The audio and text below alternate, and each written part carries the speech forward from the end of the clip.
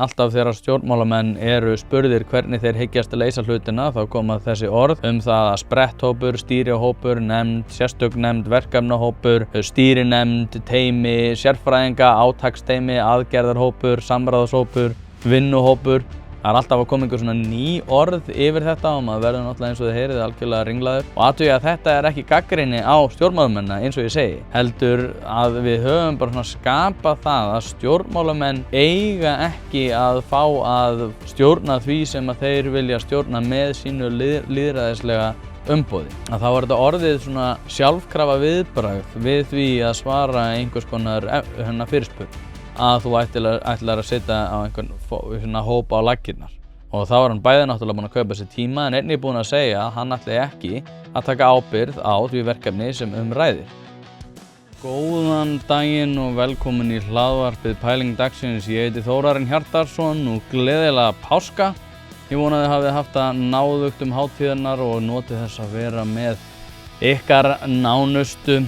Ég gerði það, fór meðal annars vestur á Vestfirði og það er eitthvað sem að mig langar að tala fór meðal annars á Ísafjörð eins og þið sem hafið hlustað á þáttinn síðast sem kom út á föstudaginn en það var 3. apríl en í dag er hvorki meira né minna en 7.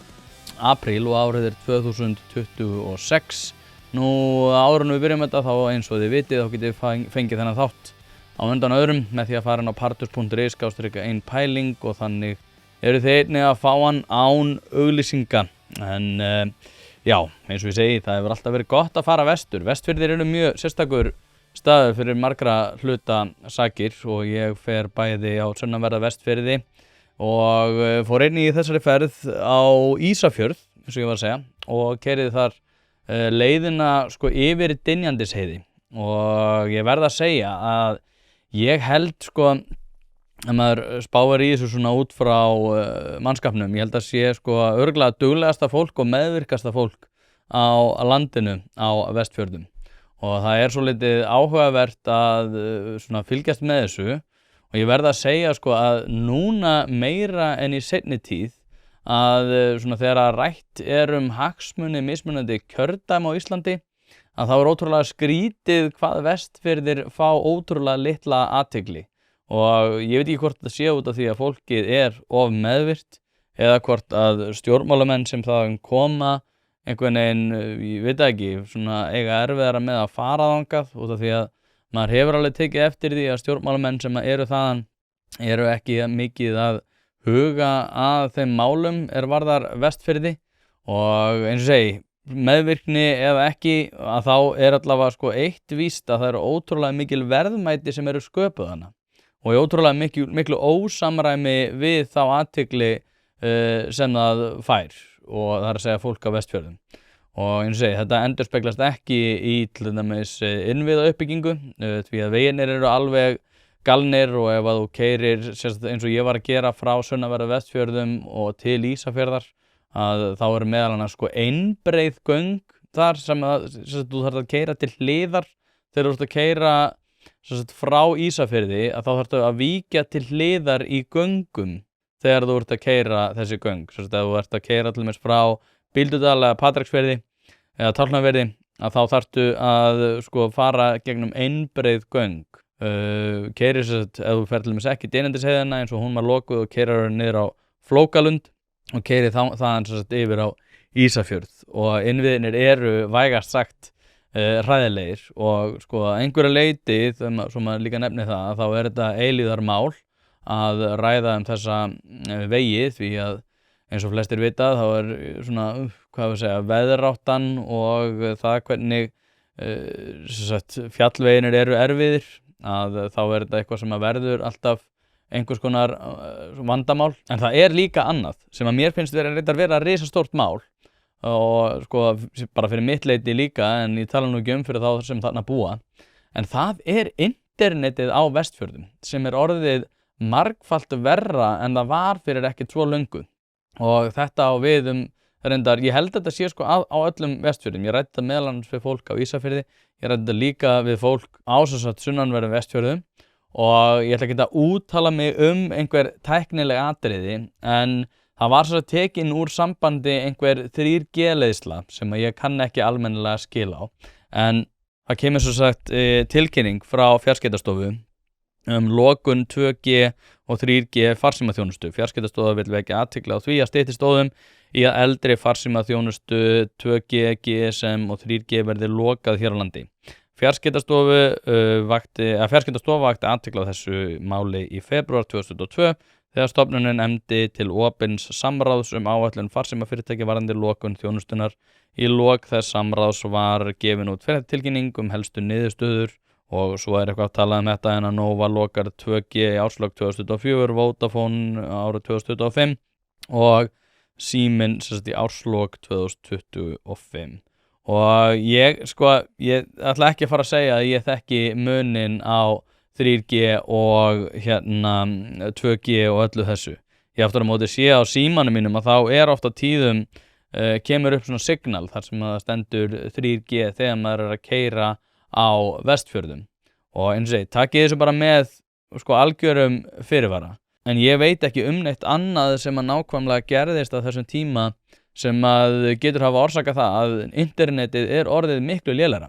Og það líka eitthvað sem ég veit að fólk búið að vera að reyna að vekja athygli á Vestfjörðum, þar sem þau einfaldlega segja, heyrðu, við erum með miklu lélegra net heldur en við vorum með, og við talaðum ekki miklu lélegra net heldur en þeir sem allir missi á höfuðborgarsvæðinu njóta.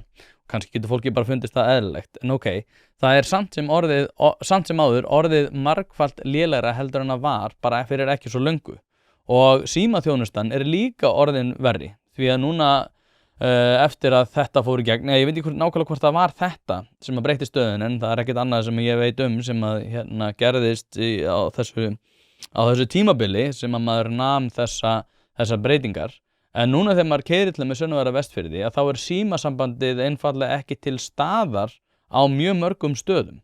Og þetta jafnvel á mjög hættulegum stöðum þegar maður til með að keyra, og ég tala nú ekki í vondu veðri, eins og var náttúrulega núna helgina. Og það ótrúlega skrítið að fylgjast með því bara, já ok, þetta bara gerðist og núna allt í einu símasamband ekki til staðar á stórum hluta þess þegar maður að keyra Sunnavera Vestfirði. Og örugglega líka, ég var enda ekki að reyna að fylgjast sérstaklega með því, en líka örugglega þegar maður að keyra yfir á Ísafjörð. Og þetta eitthvað svona sem að bara einhvern veginn bara látið gerast án þess að það hafi einhver teljandi áhrif eða jafnvel einhver sem hefur átt einhverja umræðu. Og það þetta sem ég að tala þegar ég að tala ákveðna meðvirkni á Vestfjörðum, því að stjórnmálamenn þaðan hafa, eins og ég var að segja, bara satt best að segja, látið málefni Vestfirðinga sig mjög lítið varða. Og svo líka annað í þessu sem að mig langar endar að vinkla inn í svona umræðuefni dagsins sem ákveðin svona, það tala sérfræðinga sunnan og það ákveðin svona sérfræðingavæðing stjórnmálanna. Og þetta eins og ég var að fjalla í samtöku við Pierre Poilievre í síðasta þætti, þar sem ég var að segja frá því hvernig svona fólk sem að bara hefðbundið verkafólk gerði sér grein fyrir því, eins og hann nefndi að það gerði sér grein fyrir því að þetta myndi koma til með að auka verðbólgu, að moka svona miklu fé inn á hagkerfið á tímum COVID-19. En svo fór hann yfir til þeirra sem áttu að vera sérfræðingar í New Monetary Policy eða eitthvað þannig, sem að sögðu bara nei, þetta myndi koma til með að halda kerfinu gangandi. Við munum eftir þessu, við ætlum að vaxa úr vandanum þegar að Sigurður Ingi sagði að með því að moka svona miklu fé inn á hagkerfið þá myndum við einhvern veginn halda glæðunum með því að Íslendingar væru að neyta mikið og þessar 2 milljónir túrista sem við mistum á sínu tíma. Og við erum að vera einhvern veginn að svona bulla okkur í gegnum ótrúlega mörg vandamál sem að myndi augljóslega koma til með að verða verðbólgu hvetjandi. Og þessi svona sérfræðingavæðing stjórnmálanna, og eins og segi, ég ekki að gagnrýna sérþekkingu, alls ekki. Það þvert á móti farið mjög mikið í taugarnar á mér að sérfræði kunnátta sé einhvern veginn litin hornauga, og ég gerir alveg grein fyrir því að það mun verða hægt að meta það sem ég mun segja þessum þætti sem slíkt, En það sem ég vil aðalega tala svona ábyrgð. Hlaðvarpið í samstarfi við Happy Hydrate en eins og ég hef nefnt áður þá nota ég bæði steinefni og kreatín daglega og þau gera lífið betra. Og nú komin nýjung þar sem að þú getur notað afsláttarkóðan 1 pæling til þess að fá 25% afslátt þegar þú skráir þig í áskrift og frían brúsa með. Svo 15% afsláttur hvern mánuð eftir það.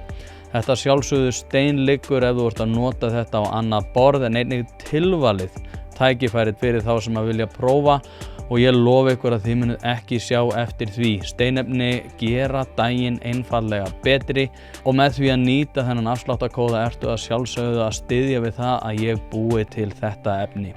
happyhydrate.is skráið ykkur í áskrift. Hlaðvarpið eins og þið vitið í samstarfi við harðfisksverslun Hrafnadals. Nú ég búinn að selja töluvert af þessum gæða harðfisk og hafa viðtökunar verið hreint út sagt ótrúlegar. Þetta valsað upp á gamla mátan, sjósaltað og kemur til þín ferskt. Nú býð ég bæði upp á ísu og steinbít sem að kemur á roðinu, alveg eins og þú vilt hafa hann, þurrkaðan að sjálfsögðu í vestfirsku fjallalofti og eins og ég segi, viðbröðin hafa verið vonum framar þannig að ég þarf ekki einu sinni að vera í neinni væntingastjórnun. Sendu e-mail á hrafnadalur@proton.me en hlekkin og verðupplýsingar má einnig finna í lýsingu á þessum þætti. Og sérstaklega þegar við erum að tala málefni, ef við tökum bara sem dæmi Vestfirði, þetta örugglega að yfirfæra þetta líka yfir á Austfirði, ég bara ekki mikið þar þannig ég ætla ekki að vera að tala um það. En það ákveðin svona tónn sem að stjórnmálamenn svona, láta út úr sér þegar að ræða einhvers konar uppbyggingu, innviði eða svona passa upp á ákveðnar stoðir atvinnulífsins að stjórnmálamenn tala, og þetta gerist ekki á höfuðborgarsvæðinu, að tala við Vestfirðinga, að tala við fólk á, getum jafnvel vinkla Akranes inn í þetta, Reyðarfjörð og fleiri staði þannig fyrir austan og jafnvel á sunnanverðu landinu þar sem að ferðamannaiðnaðurinn mikill, að þá tala stjórnmálamenn alltaf það að viðhalda algjörum grunnstóðum innviða sem greiða við þá sem að þar búa. Og mér langar svolítið að þið takið eftir þessu þegar þið hlustið á stjórnmálamenn tala þessi mál. Því að Guðmundur Fertram hefur meðal annars nefnt þetta í samtali við mig þegar ég fór á Ísafjörð á sínu tíma og tók viðtal við hann þar, en þar einmitt nefndi hann að þeir eru kannski fámennasta kjördæmið og ég held í heildina litið sé norðvestur kjördæmi eitthvað í kringum 6-7% en á Vestfjörðum þetta 2-3% sem að búa á Vestfjörðum þrátt fyrir það reyndar sem betur fer að íbúafjöldi að aukast en heildar verðmætasköpun á mann miklu meiri, ég held margfalt meiri heldur en hún til dæmis eins og í Reykjavík.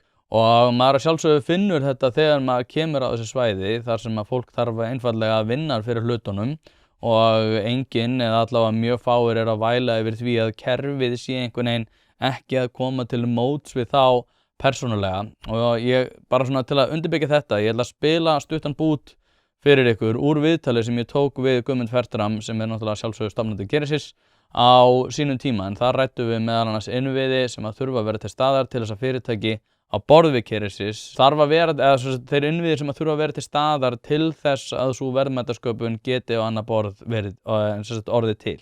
En það vöxtur hérna á Ísafirði, á Vestfjörðum, það íbúa fjölgun, það auknar skatttekjur, þannig að ég held að hlutverk ríkisins bara að skapa réttu umgjörðina, réttu skattalegu umgjörðina, leyfisveitingar, innviði og þá kemur vöxturinn og þá kemur fólkið, þá skapast menningin.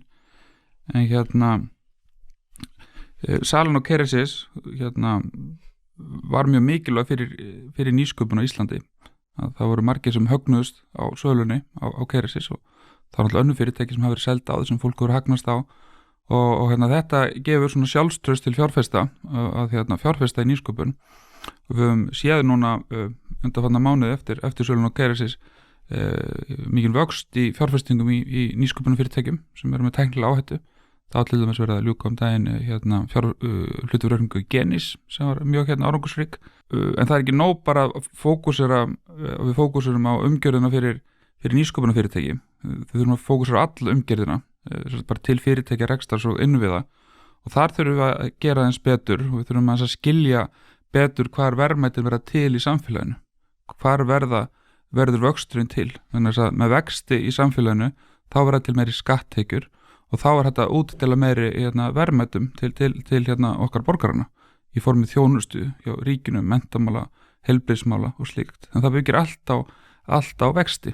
Ef þú ætlar að fjármagna aukna þjónustu í vegakerfi eða í heilbrigðisþjónustu eða menntamálum og þetta ekki með vöxt, þá þetta gera það með að taka eitthvað af einhverjum. Þá þetta ákveða, við ætlum að setja minni pening í heilbrigðisþjónustu til að byggja upp vegakerfið, ef við ætlum að setja minni peninga í vegakerfið til að byggja upp skólakerfið.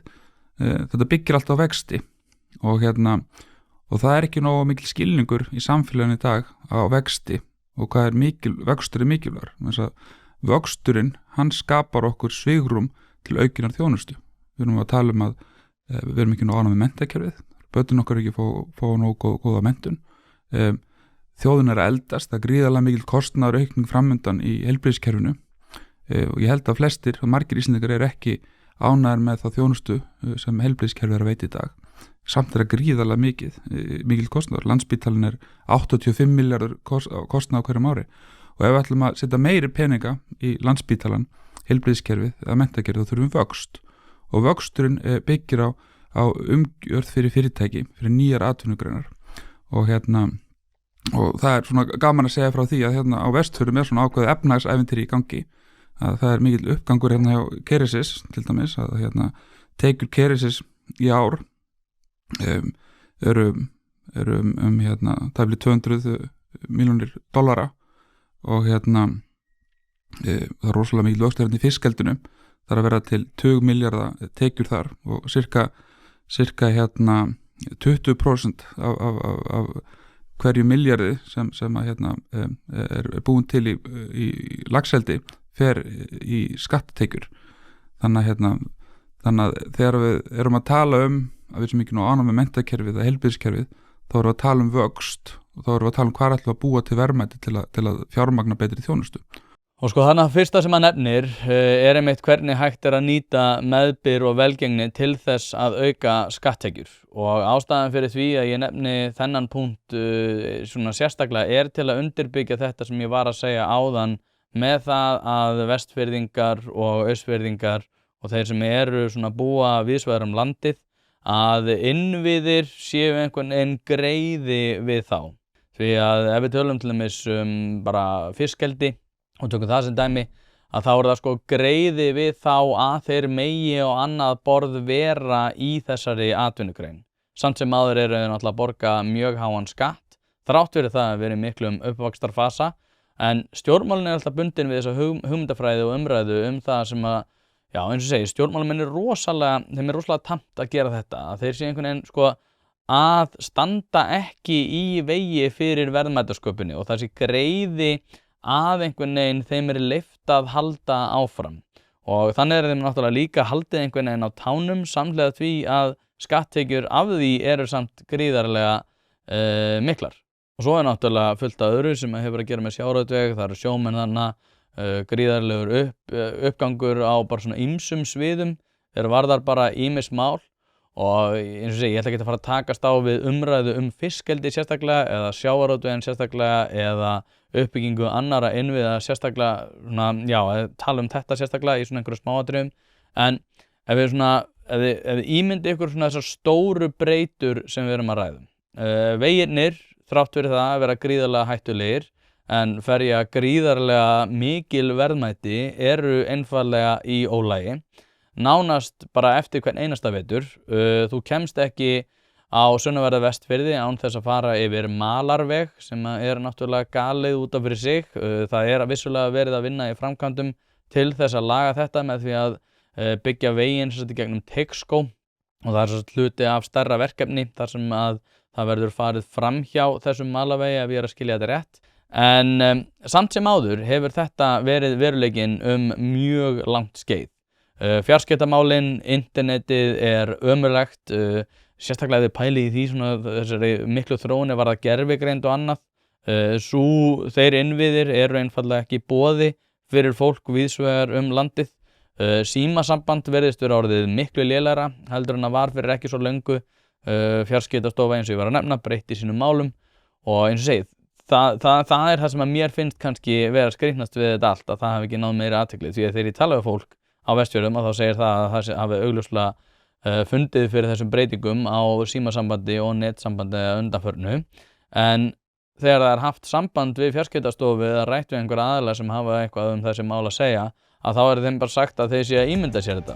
Ef þú ert með stjörnu í rúðunni eða þarft að fara í gegnum einhvers konar bílrúðu athugun þá ferðu að sjálfsögðu á Poulsen.is. Ég prófaði þetta sjálfur, var með stjörnu í rúðunni og fekk bílinn eftir örskamma stund og málið dautt. Ofan á það að veita úrvalsþjónustu í þeim efnum getur þú einnig fundið hið ýmsa á vefverslun þar sem bæði eru seldir varahlutir, ljósabúnaður, ferðavörur fyrir bílinn, reiðhjólavörur, smurefni og margt fleira. Þannig að ef þú ert að drolla við viðhaldið eða bílrúðuskiptin þá mæli ég bara með því að þú hættir því, farir á Poulsen.is og letir klára málið í dag.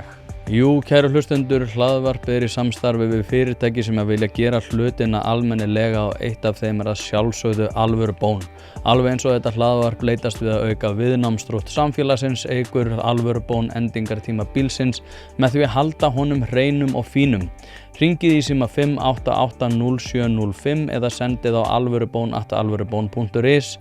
Nú ef þú vilt einfalda þetta fyrir þér enn frekar þá kíkirðu bara á staðinn að Viðarhöfða 2A og lætur fagmenn sjá að bíllinn þinn sé hæfur til þess að vera séður á götunum. Og nú náttúrulega í ofanálag við þetta, þar að segja vegina og fjarskiptastöðu, að þá að núna á að fara að skerða þjónustu við Ísfirðinga til þess, ef ég að skilja þetta rétt, til þess að fjármagna það að það séu hægt að komast loftleiðina yfir til Reykjavíkur. Og það á sem sagt að fara að skerða þjónustu við Ísfirðinga til þess að halda úti flugþjónustu sem að þeir ellegar hefðu ekki sem sagt, efni á vegna erfiðra samninga við Icelandair. Og þegar rætt það að hafa hluti í lagi, að þá líka talað atvinnustarfsemina sem einhvers konar leyfisbundna, tímabundin greiða við þá sem að þó eru að standa í því og eru að auka skatttekjur ríkisins. Svo þetta svo óforskammað að ríkið jafnvel klappa sér á bakið fyrir það að vera með þessa greiða fyrir hendi. Og þeir tala líka það að nýsköpunarstyrkir eru eitthvað sem að ríkið kemur að, það aðalega í formi held ég skattaafsláttar, þrátt fyrir það að séu styrkir á svona smærri stigum nýsköpunarverkefna. Guðmundur Fertram hefur vissulega hampað þeim og en veginir eru ólagi, internetið og símasambandið verður verra og verra og stjórnmálamenn virðast hafa afar takmarkaðan áhuga á þörfum þessara byggðakjarna. En samt eru þeir að skila miklu meiri skatttekjum á mann í ríkiskassan heldur en til dæmis íbúar á höfuðborgarsvæðinu. Og ég lofa ykkur því að ef að áhyggjur Reykvíkinga væru eitthvað í átt af því sem ég búin að vera að reifa hérna, að þá væri búið að senda svona skoðanapistla og einhver svona alls konar rullur á ýmsa staði þar sem að orðatiltakið mannréttindi væri mjög fljótt búið að skila sér inn í allar umræður og þessi umkvörtunarbréf. Og það mjög mörgu snúið á haus hérna í þessum efnum. Og mér finnst þetta vera alveg stórkostlega skrítið. Og með þetta í huga að þá langar mig að ræða við ykkur bókina Wasteland og sem eftir rithöfundinn Robert D. Kaplan sem að ég man eftir að þegar maður var í alþjóðafræðunum og þá var mjög, og svona sérstaklega varnarfræðum, að þá var mjög oft rætt hann og ég var að klára að hlusta á hann í gær og ég mæli eindregið með henni fyrir þá sem að hafa áhuga á þessu, en hann eins og segi, hann hefur skrifað mjög margar bækur og fullt af fræðiritum átök og svona undirliggjandi svona þætti þess hvenar átök brjótast út. En í þessari bók að þá ræðir hann einmitt það hvernig svona valda holrými skapast eða svona power vacuums sem að leiðir til óreglu og síðan átaka og í sumum tilfellum til alræðis stjórna að einhverju eða öllu leyti. Og hann segir að margar breytur Weimarveldisins sem að var að sjálfsögðu það veldi Þýskaland sem að komi í kjölfar fyrri heimsstyrjaldar og leiddi af sér, margir segja, Adolf Hitler árið 1933 séu á svona alþjóða skala í dag og nefnir þar til svona sögunar ákveðna óstjórn í efnahagsmálum, faraldurinn, óstjórn í útlendingamálum þar sem að fólk með ólíkan menningabakgrunn aðlagast ekki samfélaginu, álag á lýðræðislega innviði og fleira sem í raun eitthvað sem að gerast allt á sama tíma í ofanalag sem að við erum að verða vitni af mestu tæknibylgju og byltingu bara heimsins í mjög langa tíma sem að jafnvel sumir telja að muni reynast vera stærsta bylting allra tíma.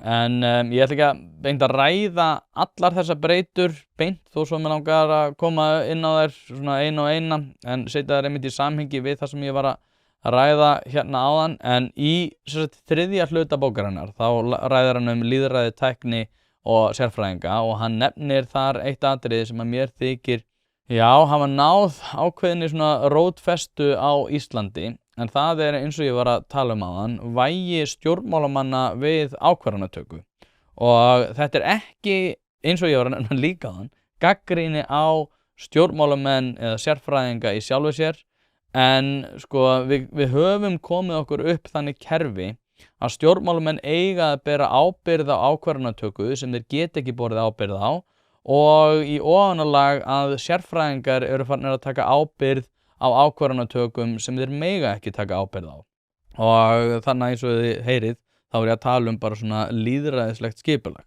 og ég hef rætt þetta að hluta til áður en mér langar að setja þetta í samhengi við allt sem ég var að ræða hérna að ofan og ég var að lesa ég svona til að setja þetta í samhengi við það þá var ég að lesa frekar góðan status Helgi Hrafn sem mikill Evrópusinni núna ég vissi þetta ekki, ég þarf að fá hann í hlaðvarp til þess að ræða ESB en hann var með frekar góðan Facebook status þar sem að hann sagði einmitt eitthvað á það leið að að einhverju leyti að að hlutirnir virðast vera þannig að þeir séu bundnir við eitthvað stórt samsæri en ef að það samsæri væri fyrir hendi þá þyrftum við að gera ráð fyrir því að þeir sem að fara með stjórnuna vita nákvæmlega hvað þeir eru að gera sem ekki staðan og mér finnst þetta frekar góð lýsing á veruleikanum að í flestum tilfellum þá getum við gert ráð fyrir því að þau mistök sem gerð eru ekki hluta af einhverju stærra mengi einhvers gríðarlega samsæri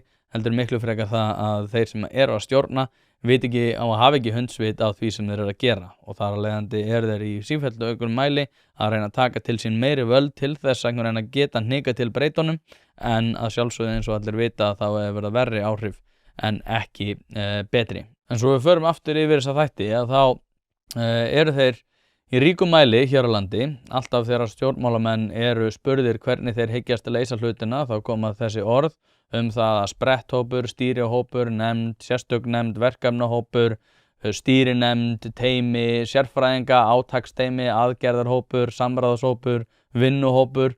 Það alltaf að koma einhver svona ný orð yfir þetta og maður verður náttúrulega eins og þið heyrið algjörlega ringlaður og athugið að þetta ekki gagnrýni á stjórnmálamennina eins og ég segi heldur að við höfum bara svona skapað það að stjórnmálamenn eiga ekki að fá að svona stjórna því sem að þeir vilja stjórna með sínu lýðræðislega umboði og það einhvern veginn orðið þannig að þegar að stjórnmálamenn mæta til dæmis í fjölmiðla að þá þetta orðið svona sjálfkrafa viðbragð við því að svara einhvers konar fyrirspurn að þú ætlar að setja á einhvern hóp á laggirnar og þá hann bæði náttúrulega búin að kaupa sér tíma en einnig búin að segja að hann ætli ekki að taka ábyrgð á því verkefni sem ræðir og þetta ekki viðurkennt en þetta samt sem áður það öryggisnet sem að hann að skapa sér hvort sem hann ætli sér að gera það eða ekki og þetta vont því að eins og ég sagði áðan þá ábyrgðin mikilvægasti hlutin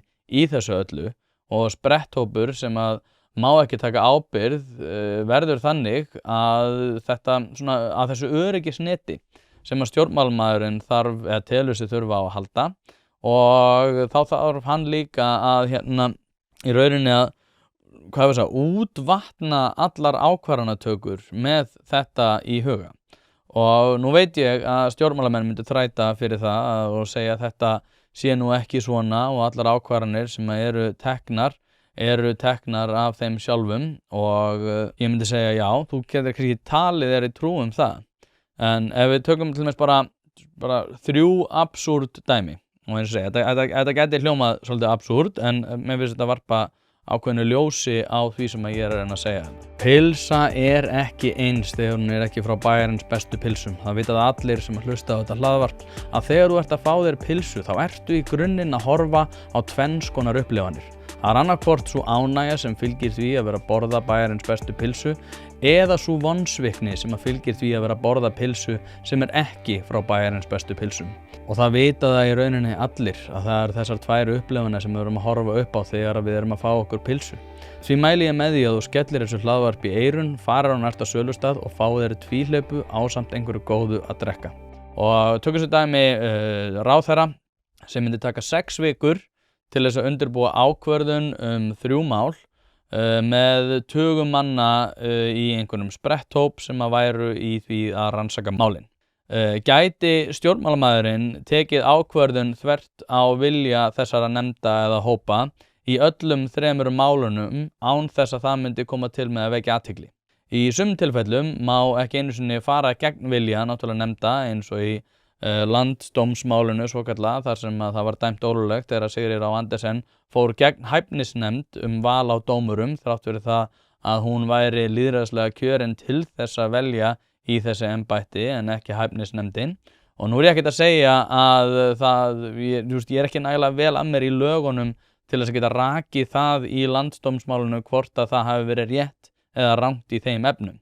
Það sem ég hins vegar að segja og það sem mér finnst áhugavert í þessu þegar maður veltur upp þessum spurningum þegar við erum að horfa á kerfið í heild erum við með þannig kerfi að stjórnmálamenn geti borið raunverulega ábyrgð á sínum ákvarðanatökum óháð því hvort að sú ákvarðanataka í samræmi við vilja einhverja nefndar. Og því að við erum annars vegar með vilja almennings sem að kýs sér einhvern leiðtoga til þess að sinna ákveðnum málum og það á sjálfsögðu það að gera kröfu það sé einhvers konar aðhald gagnvart þeim en þá þurfum við líka að spyrja okkur hvers konar aðhald það og hvernig á það að líta út. Og svona ef við alveg stillum þessu upp á sitthvoran pólinn sem náttúrulega ekki verið hendi en aftur á móti bara gaman að velta upp. Hvort viljum við að kjósendur hafi meira vægi eða stjórnmálamenn eða sérfræðingar? Og hvernig hægt að skapa þannig veruleika að kjósendur hafi séu í forsvari fyrir þær ákvarðanatökur sem eru teknar. Og þá þetta að segja, sérfræðingar eru miklu betri til þess fallnir að taka ábyrgð á ákvarðanatökum heldur en kjósendur út af því þeir hafa sérþekkingu á málunum. Já, gott að blessa, það er líka sjónarmið. Það er ekkert endilega að sé eitthvað rétt eða rangt í þessu. En það sem að mér finnst bara hafa gengið svolítið langt í það að fjarlægja ákvarðanatökuna frá almenningi. Eða ættum við að sjá til þess að kjósendur eigi að, passa upp á það að stjórnmálamenn taki ábyrgð á sínum ákvarðanatökum í kjörklefanum. Þetta er eins og segja, þetta er sitthvor póllinn. Og eiga álit alltaf að vera ráðgefandi, eiga þau stundum að vera ráðgefandi, eiga þau að vera í sumum tilfellum jafnvel stjórnandi. Og það er þetta sem að Robert D. Kaplan ræðir í Wasteland, þar sem hann nefnir að kerfislegir annmarkar að hafa skapað rof á milli vilja almennings og þeirra ákvarðana sem að teknar eru fyrir samfélagið. Og svo ég impri bara á þessu, ég ekkert að segja að stjórnmálamenn geta bara algerlega virta vettu í alla sérfræðikunnáttu. Þeir þurfa nauðsynlega á fólki að halda sem með einhvers konar sérfræðikunnáttu en við erum kannski fulllangt gengin í átt að hinu eins og Robert D. Kaplan nefnir í þessari bók í þessum 3. hluta. Og svo ég vinkli þetta líka inn í ákveðna ef við hugsaum skipurit, boðvaldskeðjur á milli borgara og stjórnmálamanna. ef við tölum til dæmis bara fjármuni á vægi þeirra sem að borga meira inn í sameiginlega sjóði og kerfið í heild að vega þyngra heldur en þeirra borgara sem að borga miklu minna inn á kerfið, eiga þeir að hafa meiri aðkomu að ákvarðanatökunum. Það kannski til fullmikils ætlast að segja að það eigi að vera þannig og ég held að það myndi reyndar ekki vera í grunninn sanngjarnt kerfi, það að segja rosalega ríkt fólk ætli bara að fara að segja, ég að borga svo mikið skattfé inn í þennan kassa að við eigum að hafa meiri aðkomu inn í allt kerfið. En ef við hugsum samt það sem ég var að tala áðan með Vestfirði og fleira, að ef við snúðum þessari þankatilraun við, að þá fáum við í rauninni núverandi kerfi, þar sem að þeir sem eru að borga mun minna, fá í raun mun meira. Og nú myndi einhver segja, nei, ég minna þetta bara della, og til dæmis ef við tökum bara Vestfirði, að þá miklu dýrara að reka heilsugæslur út á landi, það miklu dýrara að reka litla skóla, samgöngukerfin miklu dýrari, dreifikerfi, rafmagnsinnviða miklu dýrari og þar fram eftir götunum, og því myndi ég segja bara já, það rétt, en býtu, hverjar samt þær atvinnugreinar sem að skapa allar okkar útflutningstekjur sem að við svo reiðum okkur á til þess að byggja upp alla þessa innviði? Ferðaþjónusta, mestmegnis út á landi, sjávarútvegur að stórum hluta út á landi, stóriðjan, álver og fleira, og það mjög mikið út á landi. Og nú veit ég til dæmis að hugverkaiðnaðurinn mun líklega koma til með að taka fram úr öllum þessum greinum á næstu árum, og svo kemur náttúrulega gagnaversiðnaðurinn ofan á þetta allt líka. En ég held samt ég að nefna þetta, og því svo ég segi það líka, ég var alltaf þessi svona, og því ég bara algjört borgarbarn, ég fór aldrei neitt og ég var einhvern veginn, ef við myndum stilla þessu upp svona höfuborgin, landsbyggðin, að þá var ég mjög mikið höfuborgarmegin. Ég var alveg bara landsbyggðin á bara að hypja sig í bæinn og hætta þessu væli, og ef þeir mislíkar lífið þitt út á landi, þá áttu bara að hypja þig í bæinn og fara að sinna einhverja alvöru vinnu, og hafði mjög lítil tengsl við hitt. En ég bara einhvern veginn gert mig grein fyrir því að mikið af þessum grunninnviðum sem að við reiðum okkur á, þar að segja það sem að skapar þessar skatttekjur sem að við svo mókum inn á kerfið til þess að fara reyndar að fara illa með ef ég var hreinskilinn, að það gerist allt út á landi. Þannig að já, hugverkaiðnaðurinn getur tekið fram úr þessu öllu, og hann örugglega stærstum hluta að eiga sér stað á svæðum eins og á höfuðborgarsvæðinu, þrátt fyrir það að Keresis hafi náttúrulega orðið til á Ísafirði. En ég held alveg sama á hvaða stóðum við erum að byggja okkar samfélag, að þá hefur okkur tekist núna að fjölga þessum stóðum, og við viljum mjög mikið halda í þær. Og núna í þessu óvissu ástandi sem að hressilega gengið í garð, þá erum við líka í raun að tala það hvernig við sköpum tryggari aðstæður en við hefðum annars getað notið. Og þá ég líka komin svolítið að þessum upphafspunkti sem ég var að nefna áðan, sem að bara hvers konar samfélagi viljum við skapa og hvers konar ákvarðanir þurfa að vera fyrir hendi til þess að við getum skapa þann veruleika að það samfélagi sem við viljum verður að veruleika. Út af því að þið heyrið þetta oft þegar fólk að tala hvernig samfélagi viljum við vera, og þá þetta oftast bundið við eitthvað svona huglægt mat þeirra það hvaða skoðanir séu réttar hverju sinni og hvaða skoðanir megi heyrast, hvers konar ábyrgð við ætlum að taka á okkar orðum það hvernig við metum þann nágranna sem að umræðir hverju sinni. En ég hugsa bara, þetta bara eitthvað orðasalat sem skapað í einhverjum gremjufræðum í háskólunum. Við þurfum ekkert að tala það hvernig samfélag við ætlum að skapa út frá því huglæga mati sem að í einhverjum dægurmálum hverju sinni. Jú, það alveg hægt að tala menningu, þrátt fyrir það að við séum einhverjar sérkennilegar hugmyndir fjölmenningu í ofanalag, sem náttúrulega hefur ekki orðið neinu samfélagi til framdráttar.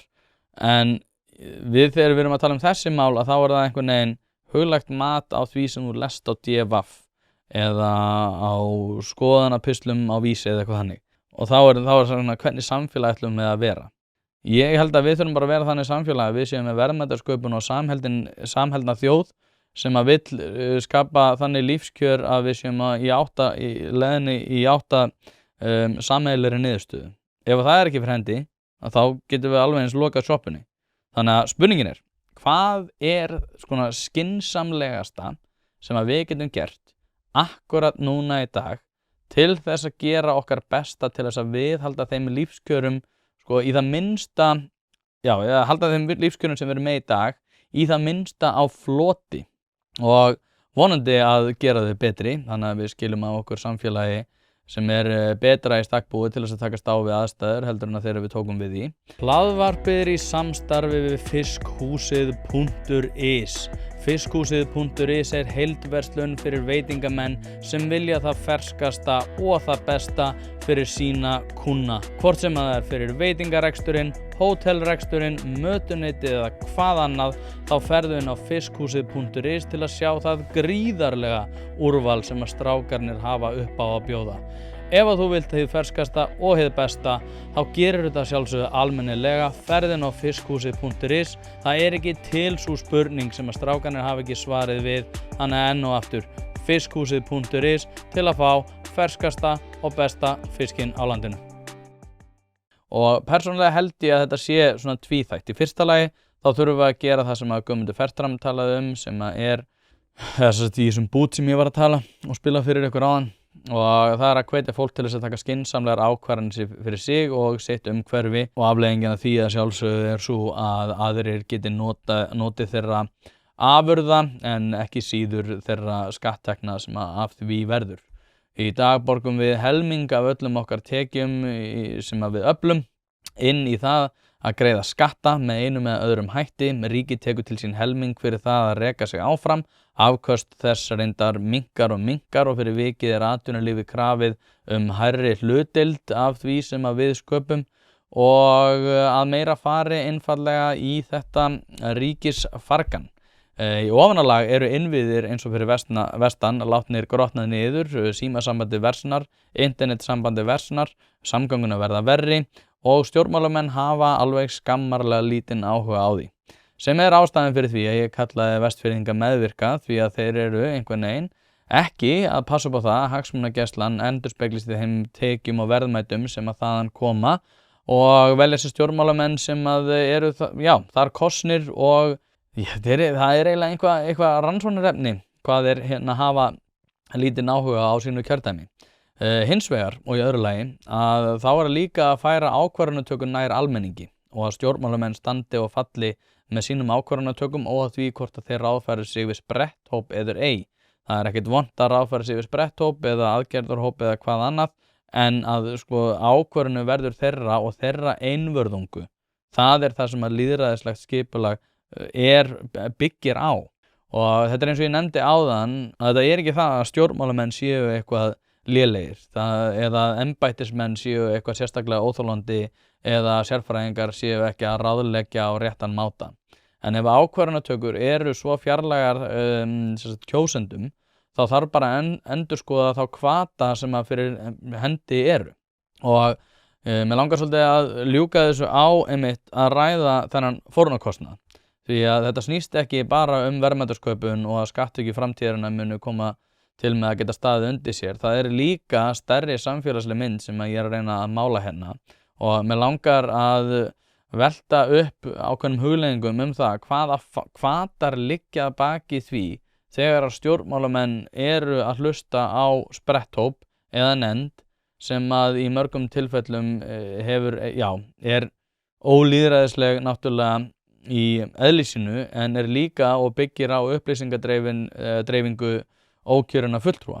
Og hér þetta verður svolítið tricky því að fjölmiðlar eru vissulega stór stoð lýðræðisins og ég náttúrulega veigra mér sérstaklega við því að gagnrýna fjölmiðla og það fer alveg sérstaklega í taugarnar á mér jafnvel þegar að ég geri það sjálfur, hvað tala nú ekki þegar aðrir gera það.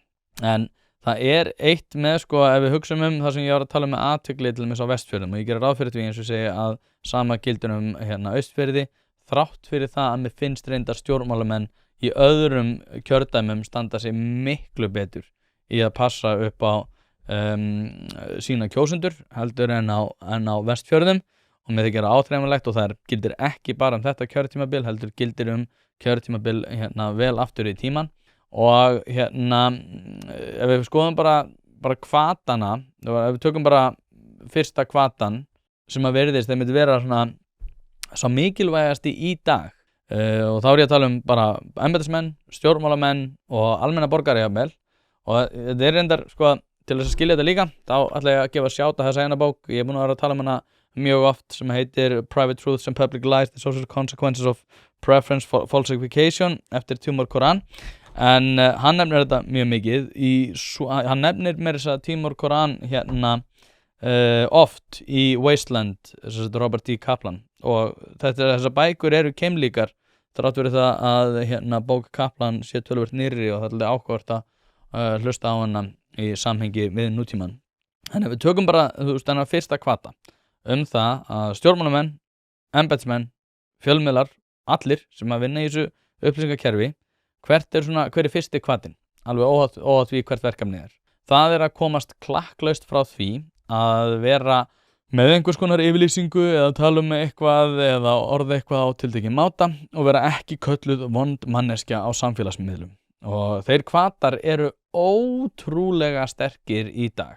Og í kaflanum sem ég nefndi áðan kerfislega annmarka á lýðræði talar Robert D. Kaplan einmitt nákvæmlega þetta. Laboratory in China.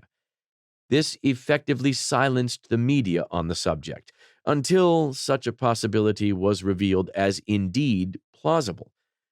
There are few things more destabilizing for geopolitics than for the media in each competing country to give the masses a distorted version of reality on account of groupthink and the fear of facing an unpleasant truth. This is how governments can be influenced by the mob and, on occasion, drift into unnecessary wars. Spengler, in The Decline of the West, saw all of this coming after a fashion, for it was journalists and their profession that may have terrified him the most. As for the modern press, Spengler writes, the sentimentalist may beam with contentment when it is constitutionally free, but the realist merely asks at whose disposal it is. No tamer has his animals more under his power than the press, he goes on. Unleash the people as reader mass, and it will storm through the streets and hurl itself upon the target indicated. The press today is an army, with journalists as officers and readers as soldiers. A more appalling caricature of freedom of thought cannot be imagined. Formerly, a man did not dare to think freely. Now he dares, but cannot. His will to think is only a willingness to think to order, and this is what he feels as his liberty. Spengler died in 1936, before the utter destruction of World War II would give additional breadth to his gloomy vision of civilizational decline, and before European post-war reconstruction, with its popular arts, cinema glamour, and prosperity, would, in more subtle ways, verify his observations. Og já, eins og ég segi, ég var mjög hikandi að spila þennan bút því að mér mislíkar svakalega og að bara gagnrýna fjölmiðla. Og þessar hugleiðingar fara mjög oft í taugunum á mér og því ég veit að ég er að spila inn á mengi sem ég langar ekkert að ýta undir, sem að byggja þá á einhverju svona fjölmiðla samheldni það að þeir séu bara að ljúga og einhvern veginn að reyna að passa upp á eitthvað ákveðið narratív og eitthvað þannig. Ég held að það sé einfaldlega ekki fyrir hendi. Gildir svolítið sama þegar ég var að tala status Helga Hrafns, þar sem hann segir einmitt að þetta er ekki samsæri, þetta er bara fólk að vita ekki alveg hvernig það á að ráðstafa því hvernig það gerir hlutina, sem er í langflestum tilvikum staðan. Og það sem að kom mér reyndar pínu óvart í þessum bút sem ég var að tala var það hversu langt Robert D. Kaplan var tilbúinn til þess að ganga í þessari gagnrýni á fjölmiðla, því að þarna er hann einmitt að vitna í mann sem heitir Oswald Spengler, sem skrifaði bókina Decline of the West árið 1918 og hefur verið hampað fyrir það að hafa séð fyrir yfirtöku alræðisherra í Evrópu mjög víða, og sem náttúrulega eins og segi, gerðist. En hvatanir sem liggja baki því að ræða ekki óþægilegan sannleik er eins sannur í dag og hann var núna fyrir rúmum 100 árum. Og að hluta til erum við á betri stað, en að hluta til verri líka, þar sem internetið margfaldar allar þær væringar sem að uppi eru, bæði í alþjóðastjórnmálunum og innan Vesturlanda í heild. Og þetta hefur með vondar ákvarðanir og lýðræðisvægi að gera. Það er að segja að geta ekki rætt óþægilega sannleik.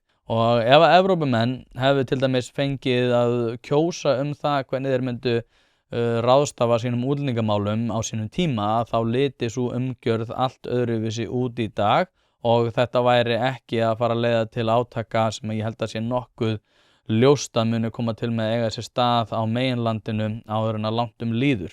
Það væri allt öðruvísi, bara stemming í samfélaginu og náttúrulega allt öðruvísi stjórnmál. Hlaðvarpið er í samstarfi við heitirpottar.is, hvort sem þið vantar saltvatnspott, hitaveitupott, kaldan pott, sánuklefa eða hvað eina í heita pottinn, þá ferð þú inn á heitirpottar.is og lætur græja þig. Þjónusta og uppsetningum all land og nú jafnvel hægt að fá sér smíðaðan sánuklefa, þar sem að þú færð sánuna nákvæmlega eins og þú vilt hafa hana. Það er ekki hægt að setja verðmið á heilsuna eða samverustund með fjölskyldunni og því er mikilvægt að huga að báðu og það er nákvæmlega það sem að heitirpottar.is auðvelda þér að gera. Hvort sem þú ert að endurnýja gamla pottinn eða gera þetta frá grunni, þá getur þú sendt skilaboð á netinu eða bara einfaldlega kíkt í verslunina að Fosshálsi 13, en þar er opið alla virka daga milli 10 og 17 og á laugardögum milli 10 og 14. Ekki drolla við þetta, þú veist að þið langar í heitan pott og sánu heimtíðin, heitirpottar.is græja þetta fyrir þig. Og með þetta í huga, að þá getum við líka reynt ef við horfum inn á við, að gera okkur grein og reyna að gera okkur grein fyrir því hvaða ákvarðanir við höfum vald yfir og hvernig við getum bætt þær stoðir sem að við erum með til þess einmitt að forðast þann veruleika sem er komin upp í Evrópu. Erum við til dæmis að fara að hafa áhrif á ákvarðanatökur í Mið-Austurlöndum? Svarið við því er einfaldlega nei. Munu ákvarðanir sem eru að eiga sér stað í Mið-Austurlöndum hafa áhrif á okkur? Það er óumflýjanlega já. Og hvað gerum við í þeirri stöðu? Við tökum allar þær ákvarðanir sem að við höfum eitthvað vald yfir og reynum að minnka vægi slæmra afleiðinga á okkar stöðu. Það er meðal annars með því að bæta innviði og færa athygli hins opinbera að því að gera fáa hluti afskaplega vel, að mun bæði auka traust almennings og viðnámsþrótt sem að reyndar er fyrir hendi á svæðum eins og á Austfjörðum og á Vestfjörðum og víðar út á landi, en við þurfum einnig þennan viðnámsþrótt á höfuðborgarsvæðið og ég held að við getum gert það með því að bæta stoðir og auðvelda fólki að nýta sína krafta í uppbyggingu og verðmætasköpun. Ef að við gerum þetta, að þá gæti framtíðin hér orðið mjög björt fyrir þá sem að eru að fara að taka við því samfélagi sem að við munum skapa og það kefli sem að við verum með handaðum, þrátt fyrir það að dimmi víðsvegar annar staðar og sem er nokkuð fyrirsjáanlegt. Þannig að ég held að við erum alltaf að fara að bæta þetta, en við þurfum samt raunverulega að taka þær ákvarðanir þá. Þannig að með það í huga, þá ætla ég bara að þakka ykkur kærlega fyrir að hlusta. Partus.is/einpæling ef þið njótið þess að hlusta á þetta og viljið fá þetta undan öðrum og án auglýsinga. Takk fyrir að hlusta og bless.